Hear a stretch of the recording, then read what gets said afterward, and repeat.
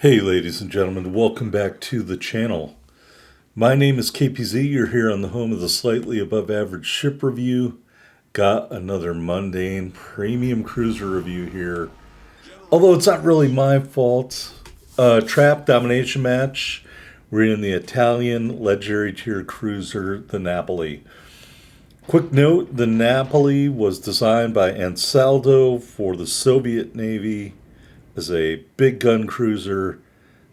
Project 22, it was never built.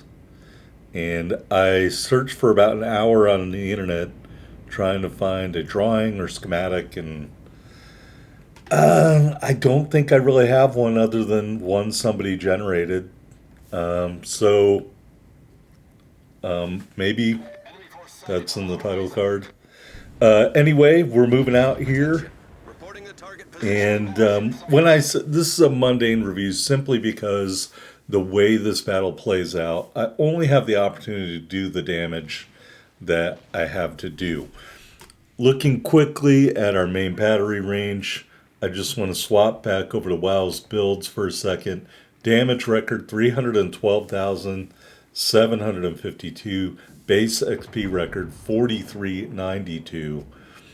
We won't get anywhere near those numbers. This is a mundane review, remember? But that being said, I think at some point I will unleash the full damage potential of the Napoli, and you will see how it's entirely possible to get those numbers if you're in the right scenario. Here, I turned tail because I did not like that I would have been going in there alone with a destroyer who wouldn't have been spotted, so then everybody would have been shooting at me. I don't play cruisers a lot, but I do enough to know that doing that, going against multiple ships in a cruiser, is a bad idea. Unless they're all destroyers or weaker down tier cruisers. All right, Yamato's out there. He has been punched several times. And we're just starting to maneuver around. Look at our consumables. We do have a rolling smoke and a spotter. Well, that's actually a fighter plane, but you know what I mean. You can throw up your smoke screen and launch your plane. And that's what we're going to do right now. Allows us to shoot from concealment, a limited amount of concealment. And we've got the Yamatos over there, not a lot of health. We've got HE loaded. We will fling some shells his way and see if we can get that kill pinch. The answer is no. Looks like he might be healing. So we will keep heading that way and keep shooting, even though we are making ourselves visible by doing that. Oh, we're out of our smoke screen. Well, that's why. And we do get the first blood medal kill pinch. All right, what's this ship here? A Schieffelin. I'm mindful there is a destroyer somewhere out here as well. So we are turning our ship. The rear turret is facing the other way. Main concern is the Schieffelin here. And so we are just trying to maneuver ourselves in a way to engage him. We'll send our starboard side launchers towards the Schieffelin.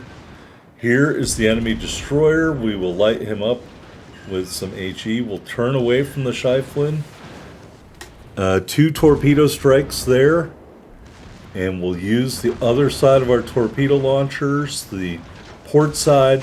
That's out, aiming back here at the destroyer, the Z-44. He doesn't have a lot of hit points left. We dodge his torpedoes. Kill the Schieffelin and kill the Z-44. Double strike. And what you just saw was essentially our offensive contribution to the match. So what I mean is, when you get in these scenarios with your Napoli, you're not going to have a problem doing a lot of damage. Unfortunately, all the other ships are on the other side of the map. We got to take the long way around due to the maneuverability or lack thereof. But we will go back into the cap circle here and start to cap it out. And at this point, I was like, all right, I guess I could deal with this cruiser. But look, let's be honest. The enemy never really gets within shooting distance for me. ever again in this match. Main battery range, I think, is maybe in the 14s. I honestly, it popped up so quickly, I don't remember what it was. But essentially, we don't have a lot of opportunities left to do any damage. So we're going to go back into the cap circle here and at least capture out Charlie. Oh, Minotaur. Hey, we do get shoot at the Minotaur. And I almost picked up my 4th kill. So we're lighting him up with HE, gauging his turning. We set him on fire.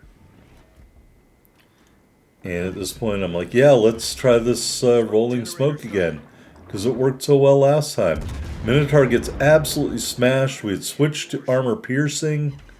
He's angled to us, so we don't get any joy there, really. Still bow on to us, broadside of the enemy. He's starting to turn.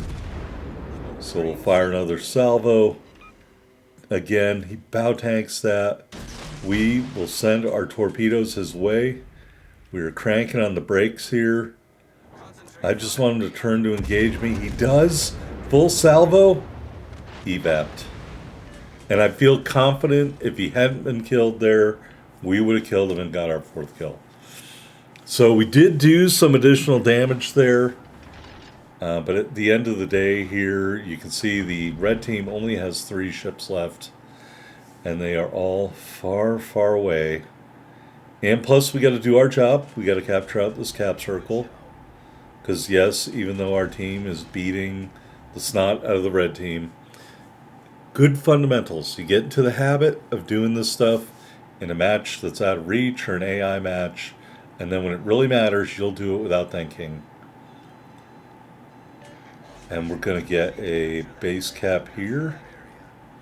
But yeah, I would love to capture Bravo, but that's not going to happen. All right, let me see while this is doing its thing if I can tell you anything else about the Napoli. All right, looking at our stats comparison in WoW's builds, the Napoli is tied for 4th with the Napoli B. For hit points, main battery reload, the longest is Stalingrad.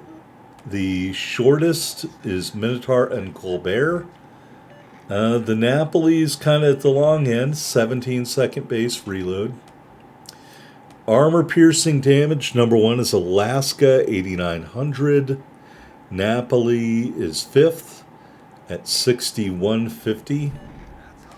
Max speed, a lot of these ships are pretty fast. Napoli and Napoli B are the fastest at 35.5 knots. Sea detectability. The stealthiest ship of the tier is also the Napoli and the Napoli B. That is your stat comparison. All right. We captured Charlie. We moved it into Bravo after it was already capped out. No luck there. And we can't engage the last red team ship because it just got killed. Sorry. All right, here we are, my favorite screen, the victory screen. First blood medal, double strike medal, 82,700 total damage. A lot of main battery hits, couple of 4 torpedo strikes, 3 big kills, and a solo base cap. We ended up with 307,557 silver, 5,700 ship XP, give or take, and over 6,000 commander XP in the Napoli. And we're not even at the top of the board, but we are number 2, 2496 base XP with those 2 medals and 3 big kills. I honestly did not even intend to play this game as a standard battle. I was just trying to do those weekly earn ops. Accidentally launched it in standard and was like, let's see what happens here. All right. Here are our upgrades. Aiming system mod 1. Steering gears mod 2. Concealment system mod 1. And main battery mod 3. Taking a look at the loadout, we've got 3 charges of the exhaust smoke generator, Highly recommend that over the DFAA. It's unique, it's Italian, use it. 4 charges of catapult fighter, no option there. 3 charges of the repair party. We did not use any booster flags because I thought it was going to be launching an AI, but I would mount the rare battle booster in a regular battle. Standard permanent camouflage and the Unita d'Italia flag.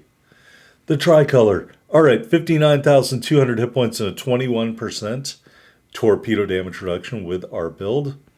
Got those 3x3, 254 millimeter turrets, 15.5 kilometer firing range, 14.5 second reload. Looks like 23.8 second turn time. I really can't read those numbers since they changed this. HE shells, 3450 max damage, 16% fire chance. AP shells, 6150 max damage. 2 sets of secondaries. I almost moved away there. Firing range, 5.2 kilometers. First set of 6x2 90s, reloads every 3.2 seconds, 2,000 SAP damage. Second set of 4x3 152s, reloads every 7.2 seconds, 3850 max SAP shell damage. All right, but I wouldn't build into the secondaries or anything. Just one man's opinion. All right, torpedoes, 2 quad launchers, reload every 95 seconds. Max damage, not a lot, 13,900. 13.5 kilometer range, that's nice. 56 knots. The detectability looks like 1,100 meters. AA defense, this is enough to defend yourself. It shoots out to 4 kilometers, your dual purpose secondaries. Your best AA is the 37 millimeter 54 Breda 1939. That does 172 damage per second. So you probably defend yourself, but you're not going to provide a lot of cover for anyone else. Maneuverability, 37.3 knots, 750 meter turning circle, 7.9 second rudder shift time, and concealment, 8.9 on the surface, 5.9 from the air, 6.8 when firing in smoke with our build. Taking a look at the stats, we have played 5 games and won 4 of them. And although we killed 3 ships this game, our kill death ratio is just 0.6. I must confess, I think those other wins were largely because my teammates were propping me up. But that was a pretty successful game, so maybe I should take this out a little bit more. All right, here in the armor viewer, above water citadel, maybe that's kind of a turtleback. I just don't know enough to say. Torpedo belt below the water line. We'll put the bow back on as a nice gesture. It does have a 25 millimeter bow and then a 60 millimeter armor belt that runs in front of the ship, which will give you a lot of worthless confidence. Barbettes, more heavily armored out of the casemate. Turret faces are sloped and more heavily armored, relatively speaking, so that looks nice. Casemate armor, your armor belt goes up to 220 amidships, and that other orange stuff just catches on fire. And that is the armor profile of the Napoli.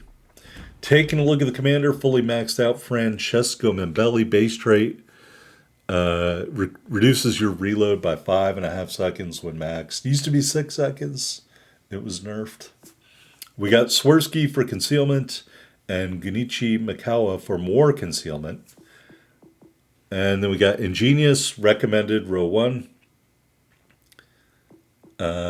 Full speed ahead in row 2. Unique skill behind the curtain, which I really like, in row 3. And I don't know what it's saying here. It's just good for shooting from that rolling smoke screen. So that's why I recommend this a lot if you have this commander. Another odd thing, I've found that these commanders, like the light cruiser commanders, seem to be better suited for heavy cruisers, if that makes sense. Also, you should never use acoustic chamber, although it adds a sonar charge. The Napoli doesn't have sonar, so don't use acoustic chamber because you won't get a sonar by selecting it. Yeah, but behind the curtain, that should dictate your play style. They're shooting and attacking from your rolling smoke screen. And whether you choose the smoke screen in row 4 is up to you or not. I just don't think it's worth enough. But anyway, steer clear in row 4. That's the Napoli, folks. Like, comment, subscribe below.